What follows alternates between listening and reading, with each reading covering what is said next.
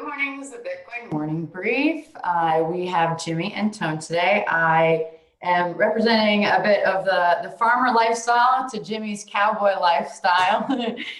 Jimmy, how's it going?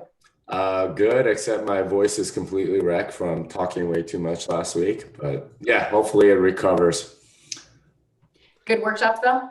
Yeah, absolutely. 37 new devs, a lot of it was actually a really fun class to teach. And there are a lot of people that that are going to get into this space. So really excited. Nice. And Tone, you're back from Yeah, Philly. I'm with you, Jimmy. I also lost my voice yesterday because I had a workshop as well down in Philly that I was teaching. A little less productive than creating 30 new developers. I created about 12 new traders. But Leah, if you have it up on the screen of the picture of Jimmy's new 37 developers, I Whale do. Panda tweeted it out. Forgot to tag Jimmy. I'm gonna I'll steal start that with it. picture and retweet it later today. Oh God, I hate this picture so much. But yes, let's throw it up. Although Tone, if anyone saw your hold on, let me get this one. Your interview Q&A video that you put up, we also know that potentially you lost your voice from having a lot of tequila at that bar in Philly. So No, I actually took it really. I've been considering how many events there were over the last 7 days between Consensus and then me in Philly. I did pretty good on the alcohol portion of my daily life. Yeah, so there you go. There are Jimmy's developers in the picture at the top. How many? Hey Jimmy, how many people in the picture of the bottom do you think will even make it through your 2-day course? Well, certainly not that guy holding the woman up. Let's see. I don't know most of these people, but I do have a application and filtering process. I mean, I do know Jerry David Chan. I'm not sure why he would want his wife and little daughter in that picture, but hey. Yeah, I know. That's like, I mean, like, I would never bring my kids to something like this. It just, man. jeez. Well, cheers to you, Jimmy. This we're moving on from this one. But, yeah, this picture says 1,000 words. Thanks, Whale Panda. Jimmy, starting with you on this one. So CoinGate is launching Bitcoin Lightning Network payment processing for merchants. Can you tell me about CoinGate? I actually didn't know much about them and what they're up to. Yeah, I actually hadn't heard about them, but I think the idea is that you can use like a channel straight to CoinGate, and apparently they'll be really well connected, and they'll take care of sort of the payment on the back end to potential merchants. So this is kind of like BitPay for Lightning. I'm really surprised that BitPay hasn't been working on this, especially since they had a library that Jimmy, but BitPay is a wholly owned subsidiary of Bitmain. Why would they work on this? Well, I mean, the thing is they have a library called Bitcore, which has like all of the payment channel stuff. I understand that, but Bitmain pays their bills, right? Why would they work on something Bitcoin related versus Bcash related? I mean, fair enough. I mean, it's just, I mean, they've been implementing stuff like BIP70, which I don't think is that useful. Instead they're I mean, this seems like much more the use case that people are going to migrate to in the future. It seems like you'd want to be first out of the gate there, pardon the pun. But yeah, it does look like they're going to be the ones. I mean, they're based out of Lithuania, which is probably why I haven't heard of them. But yeah, I mean, glad to see how this all goes, because this is sort of like a next level, even on top of Lightning, because as a consumer, I mean, as somebody that's using the service, like a merchant, you don't have to worry about any of that. They'll pay you, or I mean, they could potentially pay you in dollars. Let me ask you a question. Is there some kind of is there any way to like game the system, like being like one of these hosts, being like this gateway for Lightning Network for merchants, and then somehow hack the system because you are the gateway? No, I mean, you can't. It's all like provable cryptographically when people are sending you money. There's no like, I mean, it's not fractionally reserved or anything. It's always fully backed. and once the transactions settle on chain, then it gets settled on chain. But we need more services like this, so people that don't really care about Bitcoin per se are still getting a lot of the benefits. Great. Well, I move forward for Lightning. Thanks, Jimmy. Also, for anyone that tries it out, it's very appreciated. One more question for Jimmy on Lightning. This is the question I've been asking people. It's for some reason it seems like an uncomfortable question, right? So SegWit, we've already had SegWit in the code since almost a year now. You believe how fast a year went? I know, right? Like August is coming up in a couple of months. I know. We've had SegWit for a good 9 months, right?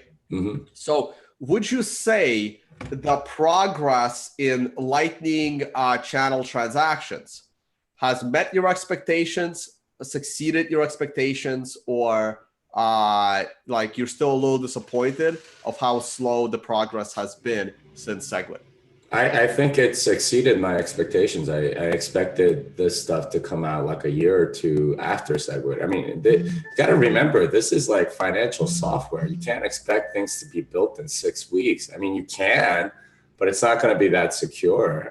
You have a bug in one of these things, someone loses a lot of money. And the developers are doing the right thing. They're proceeding slowly, trying to limit exactly how much you can lose and things like that by having channel limits. That's a good thing. You don't really want to like sort of go guns blazing. Right. You really don't want to use the VC mantra of move fast and break things. Not with this stuff. I mean, it works for a lot of other industries, but not for something like money. And I mean, the developers are moving as fast as they can. I know that they're working on a lot of different ways to make this more usable. I mean, routing algorithms and stuff like that are really complex. So, finding the right way to do this and making sure things work and getting good usability and things like that, you have to think along in like timelines that make sense for like operating systems. Apple or Microsoft, they typically, or even like Android, they don't typically release things for like a year or two at a time. So that's the level that we need to think about this stuff. You need to you need to wait a while until everything's like like nice and secure and been used a lot in different contexts and tested out.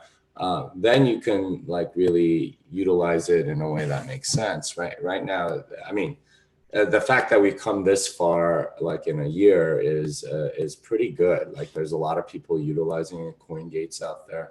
I think we've done really, really well. Thanks, Jimmy. Also, I'm curious, do you know what SegWit usage percentage we're at this point?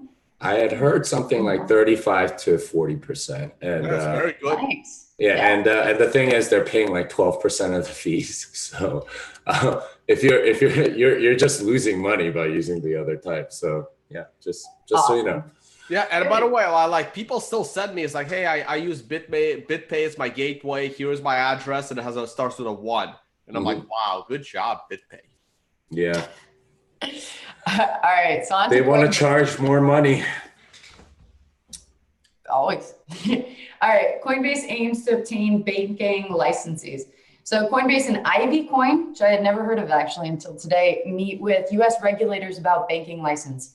So backtracking, Coinbase has been up to a lot recently, we've covered in the show, with their new service offerings for the institutional products, as well as the OTC crypto trading desk. So honestly, it could be an attempt to become more legitimate, a new expansionary business strategy, could be a PR stunt. I was kind of thinking about different things this morning. Tom, what do you think about the story and that they're meeting with regulators for banking? To be honest, I'm surprised that this story is coming out now and not, let's say, 2 years ago. Like, I don't understand why Coinbase hasn't been trying to file for a banking license for years. This is their job. They're a bank. They're a Bitcoin bank. They're holding on to other people's, they're connecting to people's bank accounts for those transactions. But between them and GDAX, they are holding on to other people's fiat dollars. It's just they should have a banking license because they're doing everything like a bank, only in a, I mean, again, I kept telling people any transaction you have ever made with Coinbase from day one will eventually be reported to the IRS and FinCEN. This is what I've been saying since 2014 when I started, writing my very first blog entries. And I'm more surprised that this is happening now and not years ago. This is the direction they've always been going to. Jimmy, what are your thoughts? Yeah, I agree with Tone. I mean, their main competency is not technical. Their main competency is getting, permission from various regulators. This is why they have sort of a big moat, is that they're operating in the United States, and in many of the states, they got the money transmission licenses and whatever from every state by applying the right thing. I mean, they're mostly like their core competency is a lot of lawyering and being able to, submit applications and grease the right, wheels so that people, they get the best regulatory treatment. In many ways, they kind of won that game, right? They're very competent at figuring out how to get regulators to give them permission. And also at a time when, in a time of 2013 and 14, when all the U.S. exchanges were shutting down, they kind of thrived in that environment because they decided not to be an exchange, but they just decided to be a broker by connecting to people's bank accounts. So they kind of filled this niche in an area where everybody else walked away from being a Bitcoin middleman in the US under a regulatory structure. And they got popular ever since, and they remained that way as like the cash cow company that they call them in the traditional finance space until they try to innovate, Microsoft wasn't doing too well until like maybe 4 or 5 years ago or longer. Then the Microsoft Surface kind of got them back on track. That was a big boom for them. So it wasn't that much of an innovation. It's a very popular little computer. So right now, Coinbase is still riding those coattails of picking up the slack when the U.S. exchanges all went away, like TradeHill and the others. And but I don't see them innovating. I just see them, staying on top of the U.S. regulatory game, but I don't see them innovating technologically. Yeah, they don't. I don't think they've ever had that in their DNA. The more I've studied this company, the more I think they are very good at getting government permission and not really at actually implementing technology. I mean, you watch their website. I mean, right. They're constantly having, it's actually important because as much as people, talk crap about how if the U.S. Cracks down on all this stuff, everybody will leave to other countries. But guess what? Most of the money, most of the rich people are still in America. They're all still using dollars. So whoever is tapping into that market of separating, the richest people from their dollars into Bitcoin is going to continue to do well financially. Yeah. Sorry. Also, no problem, Jimmy. Thanks. Also, a follow-up to both you guys talking about government. I do find it interesting, the timing as well, right? Because of course, both these companies require KYC. Huge topic is our money laundering, and we have a lot of open seats for the upcoming election season. It talks at the end of it about Schneiderman, who it doesn't mention, but he recently had to advocate his seat for quite dirty reasons, but not money related, sexual harassment related. And the person who is now at least running to take his seat, Manny, is pro Bitcoin. But, obviously, I wonder if also maybe just throwing it back to you, how much, just again, election season coming up and the government and potentially other people trying to just ensure that the anti-money laundering conversation continues. And obviously this IV coin also requires the KYC as well as other, obviously strict. I don't know what this IV coin thing is. It's a startup. I looked up, I'll show it up, but yeah. Well, I mean, regardless, my point here is that Coinbase, people tend to think of them as a technology company. I think they're setting themselves up to become sort of a regulatory, compliance kind of company, I've been surprised at how quickly they've sort of ossified technically. They seem to have a lot of technical debt that they haven't paid off, and their business model seems to be pointing towards getting more regulation in there and being able to fit those and creating moats that nobody else can really compete with them on. And that's kind of a shame, because I had much better hope for this company and bringing sort of Bitcoin to the masses. They're at this point looking like being more rent seekers that have the right government permissions to allow more and be like one of the only gateways to Bitcoin for U.S. investors. Interesting. Yeah, agreed. And we're often talking about Coinbase. And also regulation stands for a lot, right? It's funny. Like I'm looking at the live chat, and somebody looks like a company logo said we offer more than Coinbase. Yeah, but nobody knows who you are. For all I know, you're a scammer. I know Coinbase isn't a scam, right? They're a legitimate company and they're regulated, right? You could be some guy in your basement offering more than Coinbase and then run away with people's money. So being fully regulated says a lot. As much as people hate the US and the US markets, they are the most regulated and they are the least corrupt, even if they have the highest taxes. Right. Yeah. As to your point with the Q&A in Philly, you spoke a lot about the United States dollar and the confidence in the United States. I thought that was very interesting. And yeah, I mean, definitely a lot of issues, a lot of bugs that we constantly talk about. I agree with your point, Jimmy. And also, I wonder, though, if this will have more people believe in Coinbase, though, and maybe there's a shift to doing things right, at least in regards to, I don't know. I guess we'll see on this story. I assume it'll be often in the news. Bitfinex requires, these are two stories we're going to throw together. So Bitfinex required customer tax info, which is kind of quotes, may exchange with government tax authorities. And then the second one is pretty much about that Bitfinex is not liquid. So in this story, we have Bitfinex issued a letter to some users saying that they must disclose their tax information, not all, and which the exchange may share with the government. This article, honestly, is super incomplete, but maybe that's also where our analysis hopefully is going to come into play. The second part of the story in the Reddit thread is that they're not liquid. So the big question, I think, is what was the trigger? Who forced Bitfinex, right, after all these years that they're going to screw over their clients and turn over tax information? Was it BVI? Was it U.S.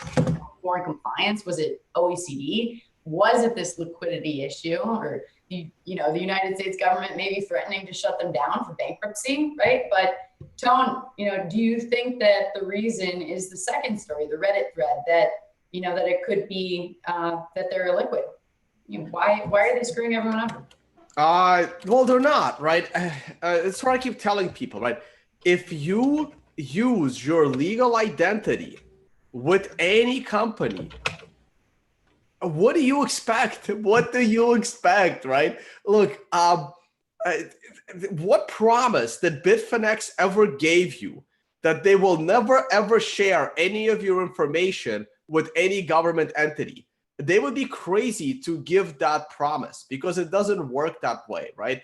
I mean, unless you are trading with an exchange where the only thing you gave them is your email, and you were smart enough not to give them your email that has your first name dot last name at Gmail, right? If you created some kind of anonymous email, preferably a private email like a Proton mail, and you use that as your only source of login, that's the only time you can even consider yourself safe from the government.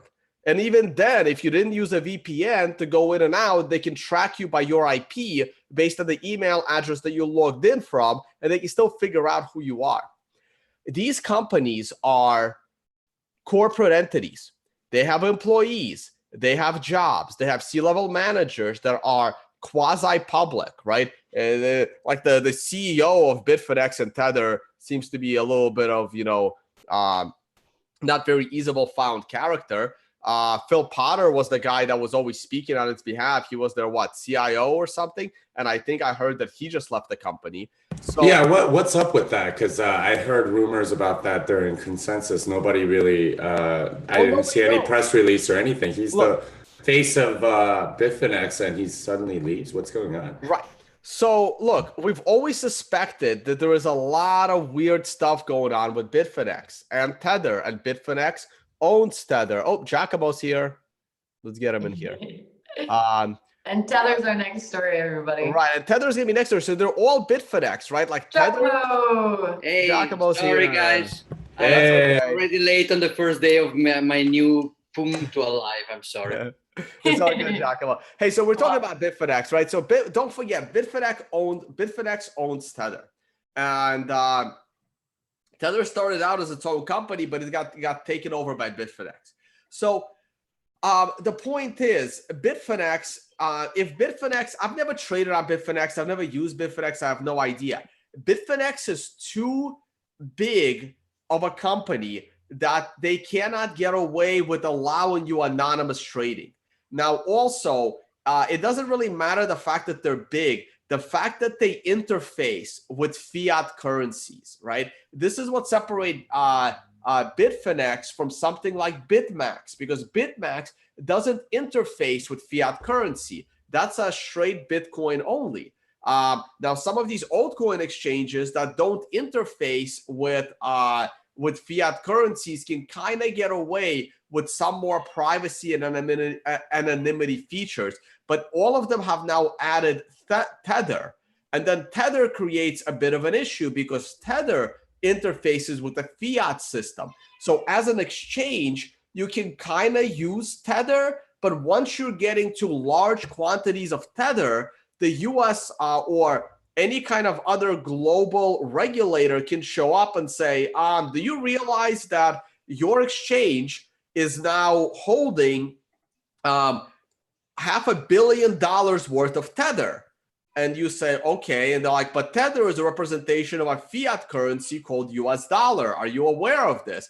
Therefore, you are kind of responsible for $250,000 in US dollars of other people's money. So you better become regulated. You better start doing KYC, or we're going to arrest you for money laundering, everyone that owns this company, right? Like take something like a Poloniex, for example, which is now owned by Circle, which has an investment with Goldman Sachs. And there's no way in hell Poloniex is going to now get away with only using email as people's identification. Because even if they don't actually store US dollars on behalf of its clients, they're quasi using US dollars through Tether, assuming US dollars are actually backing Tether, which is probably going to be the next story. So you have to realize that it doesn't matter how many degrees of separation you have. The moment you have a company that is incorporated somewhere where the people are known, where the people are liable for that company, and they interface with a fiat system in any way, shape, or form, the end result is going to be full KYC of their clients. It may not get there immediately, but the bigger the company gets, the faster that will happen. And I don't understand why people are upset over this. This is what you signed up for when you started trading with Bitfinex. Jimmy, response to Tom? I mean, they are, they obviously tried to hold off as long as they could, but does feel like something happened when Phil Potter left. I'm not sure what's going on there.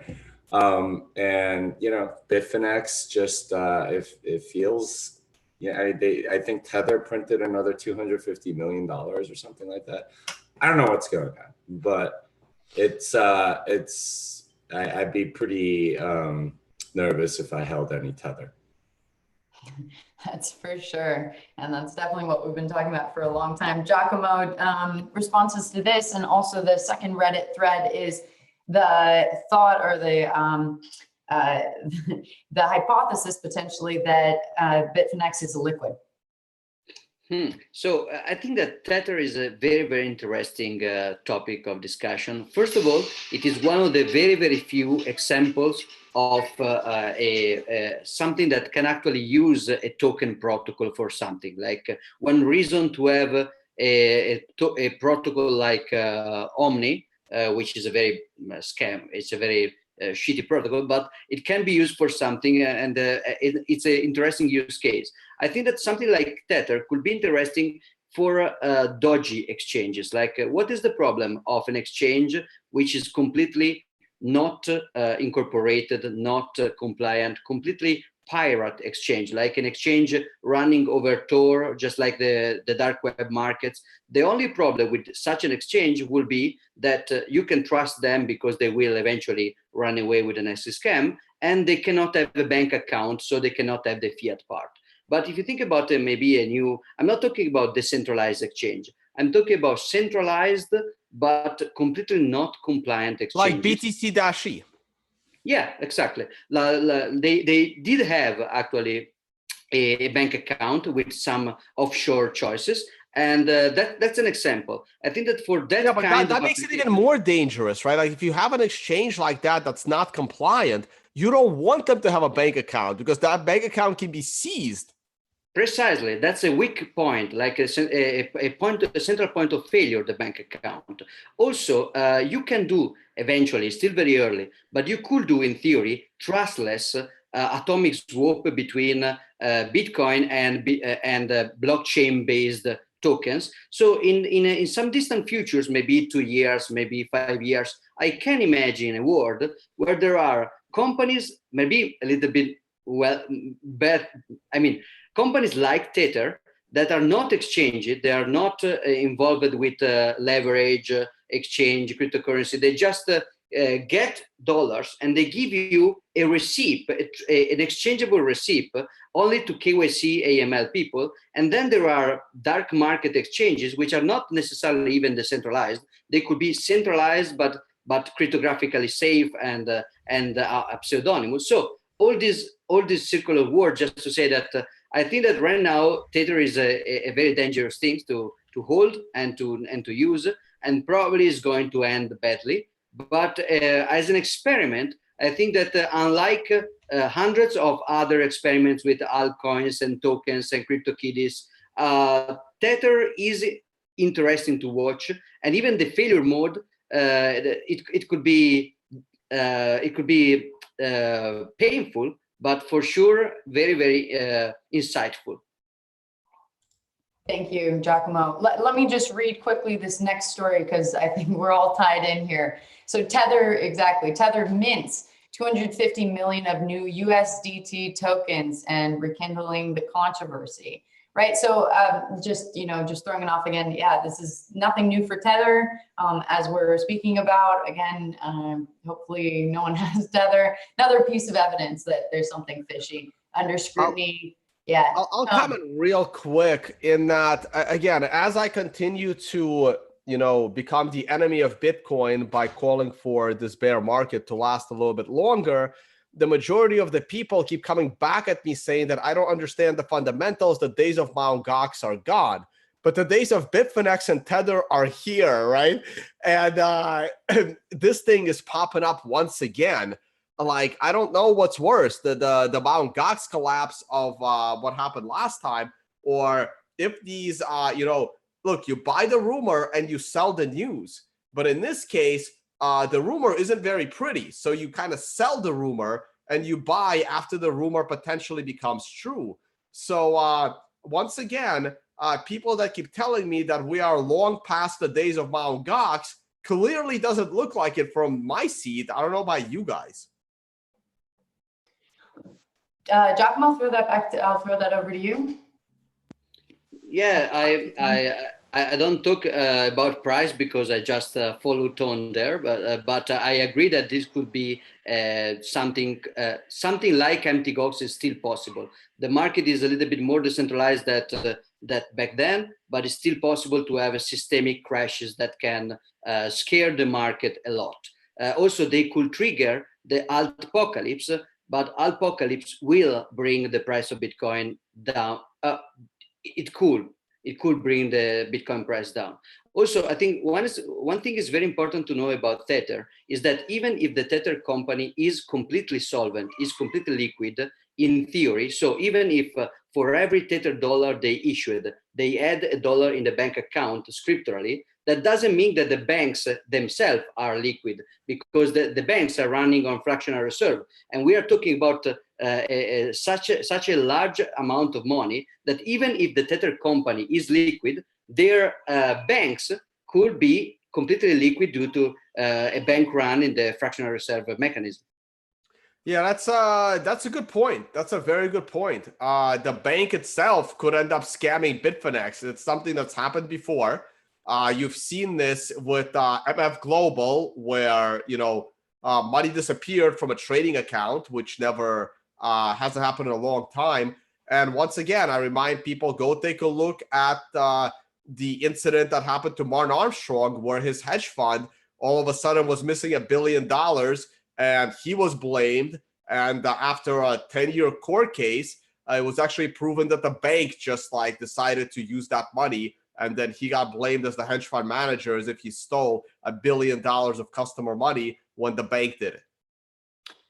Yeah, interesting. And Jimmy, just I'd love to hear your thoughts on all this. Also, in face that we were recently speaking about Circle's new, True USD, and their massive recent raise in backing. So you have another option to this Tether nonsense. Yeah, I mean, there's a lot of stable coins that are coming out. I think Basis and a bunch of others. I mean, I don't understand why anybody wants to create more fiat, but that's what people seem to be wanting to do.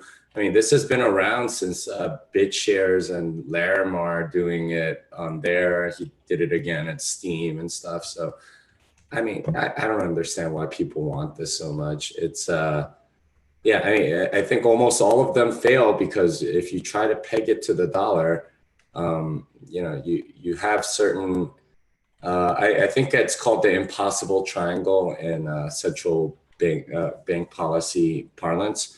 You can't have an independent monetary policy, free capital flows, and a peg currency at the same time. That's what these things seem to be trying to do, as far as I can tell. Thanks, Jimmy. And yes, a lot of rumors circulating that you love, Tone, that this is correlated to the price. So, we'll have fun with your TA there. So we promised we would follow the RBI story. So here's a quick soundbite. Indian Supreme Court upholds central bank's crypto dealings ban until July hearing. Pretty much is just saying that the Supreme Court of India has decided that no petitions now can be filed in any high court of India against the RBI. So that's coming down with Thor's hammer. Gentlemen, do you want to make any comment about this story? Yeah, I mean, that's unfortunate. I saw Sonny Ray at Consensus.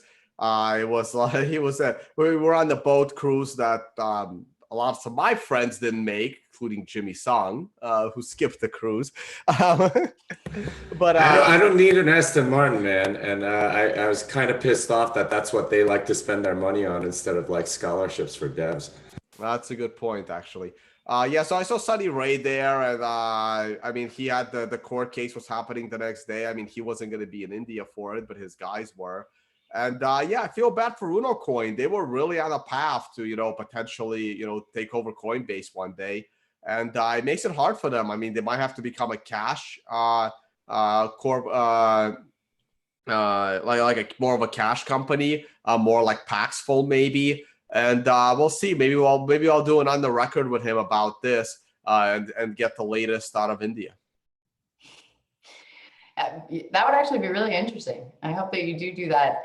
Giacomo, Jimmy, any last thoughts on this before we move to the fun Craig Wright? No, just what is very important in a company always is also execution and the team. So one hope could be that a good team that is maybe forming and is growing under a jurisdiction that becomes very aggressive towards Bitcoin can hopefully maybe migrate and do something good elsewhere. I mean, I hope that not everybody in Unocoin is necessarily tied to the territorial jurisdiction. There could be some arbitrage that could actually bring good developers or good businessmen elsewhere to help other exchanges. Good point. All right, Satoshi. No, so Craig Wright, well, the story is man who claims that he created Bitcoin. He committed perjury, lawsuit says. So it's just a story that Craig Wright recently lied about his supposed lack of connections to his Florida-based Bitcoin-related company, W&K Info Defense Research LLC, and it's that's just the latest update in this lawsuit. Oh, Craig Wright lied. What a surprise! Oh my God, yeah, that's so hard to believe that this man would lie. Wow. Just any comments on this story besides that I was expecting you guys to say that one? Well, he's a scammer. He's always been a scammer, and I don't know why it's crazy to me that anybody wants to take a photo with this guy. Even I would be completely embarrassed to be even like In the room. anywhere near this guy. Like, yeah. I mean, just he's an embarrassment to the entire industry. This is why. People like a lot of people dismiss crypto because he's such a charlatan. I'm still upset at Token 2049 for having him speak after me at the conference. I think he's a scammer. I don't think anybody should pay attention to him, and your credibility is instantly going to zero as soon as you associate with him in any way. And to me, the number of people that are doing that is it just doesn't make any sense because he's a known and proven scammer. I don't understand why anybody pays attention to him at all. Yeah, and for anyone that ends up reading this story, it is super sketch. It's like to be expected, but super sketch and just weird with the partner dying, and it's quite strange. Just saying he didn't have ties to the company, that he had an absolute 50-50 partnership with. This the Kleiman story, right? David Kleiman was the partner. Yeah, the Florida thing is coming back up. Yeah, there's a lot. There's a lot there. It's just not like I need some real investigative journalists that really to dig into like the 20-year history of Wright and Kleiman and what the hell actually happened. I agree. I mean, it's weird. It was just weird when I was reading it. Great. Well, Jimmy. Well, just to add something very, very, very quick. The Craig Wright fraud could be used for educational purposes, actually. Like when we had the meetup in Milan, in which Peter Todd proved cryptographically that he was the real Craig Wright, using the same scam tactic of the fake signature that Craig Wright using on the post. So it's a little bit convoluted, it's a little bit technical, but it's a way. It's a great example of something that could be used inside workshop to explain how cryptography can be used to debunk fraudsters. Oh, I need to totally add that to my class. There's a whole signature verification stuff in my that module that I do that I'm gonna add an exercise. Yeah, start proving you're a different person. Yeah, I'm gonna sign a message that says I am Craig Wright, and that's great. That's it. That's it. Yeah. A standard could be a new cryptographically educational standard. Proof of Craig Wright. Yeah. No, that is really interesting. Jimmy. Yeah, same stuff as before. We're just coming out of a weekend, and it's very normal for a lot of these. A lot of the mempool just to clear with pretty much every block.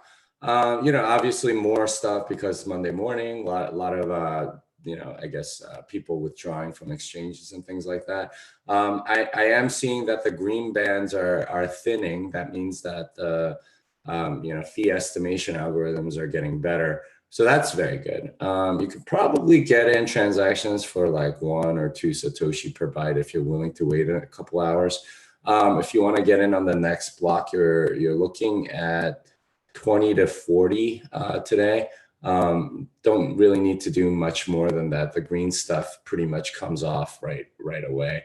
I mean, maybe you get caught if there's a lot more transactions or a lot of price action today, but there doesn't really seem to be anything on the horizon that would cause that. That said, you never know. Yeah, it looks pretty clear today, guys. You're muted. Yeah, I totally was muted on that one. All right, thank you so much, Jimmy. Tone? All right, so I'll kick off my screen. Oh, stop. Hey, so Leah started writing articles about crypto. So the hyperwave, you guys started. That wasn't a clickbaity title at all, Leah. By the way, yeah, not clickbaity at all. That's great. You have about I've seen like 3 or 4 other of your really awesome boxing pictures. So you should have at least like 3 more similar articles with different boxing pictures you could use for yourself. Oh, thanks for putting the zoom on that one. Okay. Yeah. No, you look great in that picture. But yeah, guys, please check out this article. I finally got Leah on it and on the same show as I talk about the article. And hopefully we'll see more from Hyperwave, including like maybe some charts and stuff. All right, let me move this over to there. All right, let's glance at the price. I'm gonna make this full screen. All right, Leah, you gotta go. You gotta get the physical therapy for your knee. Come on. I do. Well, after showing that, I'm like, all right. So right after this weekly, and then we'll close it out. I don't want you to be late. So I still believe that we are approximately here. We are right now. We have we went into the 30-week moving average after bouncing off of the 50. We had a big down week. That was the week of the second week of May. The big down week back in 2014 happened to be the second week of June. So we are simply 1 month ahead of schedule. After that, we had 2 weeks of flat prices back in 2014. And then the 7 week was able to catch up with the 30 week. Now the 7 week is not catching up to the 30 week because guess what? Last time the bounce off the 50-week moving average was actually, stronger than the current week. So I would say that this area here, this bounce, this, May bounce of 2014 was even stronger than the April-May bounce of 2018, which continues to baffle me why people are so bullish on the price of Bitcoin here. Because we had an even stronger bounce back in 2014, and that amounted to absolutely nothing. And the price from there, the $650 area, went all the way to 150. So for those of you that are still struggling, actually, I would struggle with that percentage math. So from 650 to 150 is about a 70% correction from the high. If we're going to talk about the bounce off the 50-day moving average, that was about 400 down to 150. So that's about a 65% correction, right? So if we take a 65% correction from the $6,500 price, we are looking at a $3,000 Bitcoin. So let's see what happens. We are now working on a third red weekly candle in a row. We did bounce all the way to 8,500 yesterday. And we're already pulling back a little bit. Is it possible that we go to new all-time highs this year? Anything's possible, but I remain comparing the current environment to the 2014 environment until I see something in the charts otherwise. Now, during my workshop, towards the end of my workshop, people asked about Hyperwave. So I drew it in, but my lines are very different than Tyler's lines. And I think the reason is because I drew my wave 2 not using the lows of 2015. I'm also not sure if Tyler is going all the way back to 2012 for his lines. So the way I happen to draw my Hyperwave lines puts my current Hyperwave line in the $3,000 vicinity, around September. So maybe next time me and Tyler are on a trading Bitcoin, we'll probably discuss this and see if there are, multiple interpretations of a wave 2 line, and my line might be a little bit different than his, because the way he's looking at it is his wave 2 is in the $4,500 area, and after that he's looking at double digits. But the way I was looking at it the other day, it does give me that $3,000 support area. So we'll see what happens there. But as long as the price of Bitcoin remains between the 50-week moving average and the 30-week moving average, there is no way anybody should be bullish the price of Bitcoin here, in my opinion. Let's take a look at the daily chart. The daily chart is once again below the 50-day moving average. The CMF is looking very weak. Not much money going into Bitcoin. Be careful there. One more thing I wanted to do on a weekly chart. I wanted to take a look at the MACD, mostly because the MACD, the MACD continues to go down. But if you go to, the days of here, this was the April-June bounce that then led to significantly lower prices. You see how the MACD crossed over into bullish territory in May into June. And look at the MACD now. We're not even close to crossing over. So again, this is telling me that the May and June environment of 2014 Bitcoin was even stronger back then than the current environment. This is all from a technical perspective. So the MACD hasn't even come close to crossing yet. All right, back to the daily chart. I zoomed in on simply the prices. The day started off good. Oh, wow, we got as high as 86.50, and now we're back below 8,400. Yes, a green 2 went above a green 1. However, I remain skeptical that the bull market is back with us. You're about to get another depth cross of the 30-day, the 128-day crossing below the 50-day. The 200-day starting to flatten out. There's no way in hell I would be bullish on a daily chart of Bitcoin until I see an established lower high, which might have been done at 8,000, but I still need a higher high. So until the price of Bitcoin goes above 10,000, I would not even consider us being out of the bear market.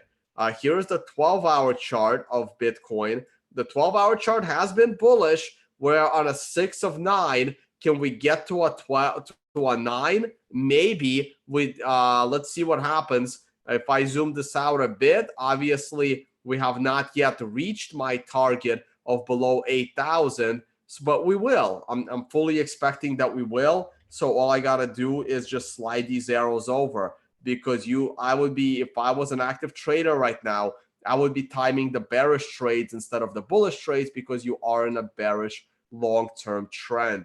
Here's the 4-hour chart.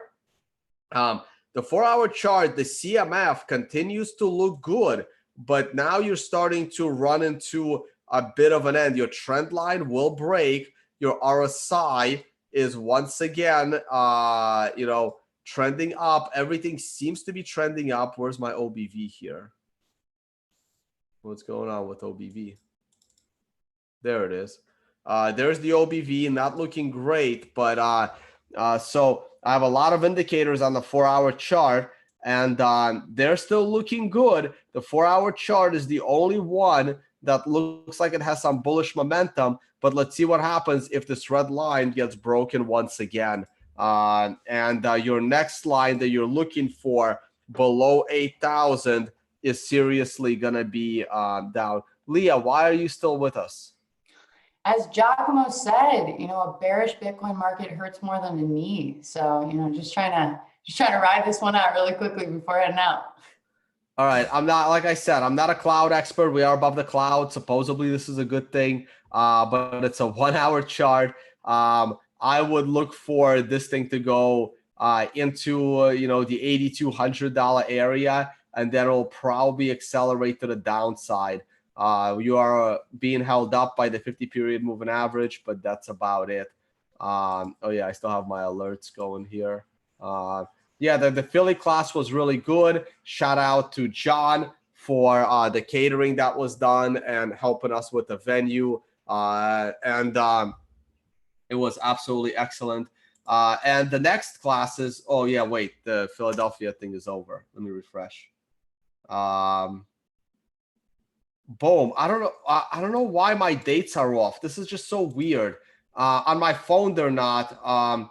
And the Philly should not be here anymore. This class has obviously ended. I don't know. It has to do with my cache. I know it's like frustrating. Yeah, there's I gotta like reset or something. But these are on Saturday. They're not on Sunday. So please keep that in mind. My workshops are almost always Saturday. So this is Saturday the 9th. This is Saturday the 16th. And you can now register for Dublin. Will allow registration for London probably like tomorrow. My indicator page is also up. So you can now no more being scammed by Telegram. I will now, there's too many scammers on Telegram, guys. If you type in my Telegram username exactly as it is, I am still third with 2 scammers ahead of me, okay? It has become very, very, like the crypto space is a complete cesspool of scammers, okay? So just be careful and only use tonebase.com going forward if you're gonna, pay for anything, whether it's consulting, whether it's anything, okay? Like, be sure that it's me. I'm starting not to even do consulting anymore because people are getting scammed left and right, and it's not worth it to deal with the headache. All right, I'm going to end this because Leah has to go to physical therapy. I do. Thank you. Yeah, and if Jack Dorsey really is so pro Bitcoin, then I think he needs to clean this one up. Yeah, I will take my tractor to PT right now and let you guys sign off. Jimmy, I will watch later to hear what your upcoming seminars are. Oh, there's everybody. And everybody have a great day. Thanks, Jimmy and Giacomo and Tone. Yeah, see you, Leah. Bye. Yeah, my seminars are going to, well, I have Toronto next week. There's still scholarships, so please apply by the end of the day, and we will determine who gets them. But yeah, next Monday and Tuesday is Toronto, and Denver is coming up in July. I don't have any others scheduled. Yeah, we'll see where programming blockchain goes, because I still need to finish the book and a bunch of other things. I did get some inspiration from the class I taught on Thursday and Friday. They all encourage me to sort of expand my offerings and things of that nature. So not exactly sure what that's going to look like or how it's going to progress, but there's definitely going to be more stuff coming for developers and by developers. Cool. Thank you, Jimmy. Giacomo, any last words? No, I'm good. I will be timely tomorrow. Excellent. All right, guys. Hey, thank you for watching. I'll try to bring you a little more content tonight, if not tomorrow. It's been a really long week between consensus and me going down to Philly. Should probably clean up my apartment finally after getting all my Amazon gear. And we'll see you soon on another video. Thank you all. This song is done, and good luck trading, guys. Yeah, there you go.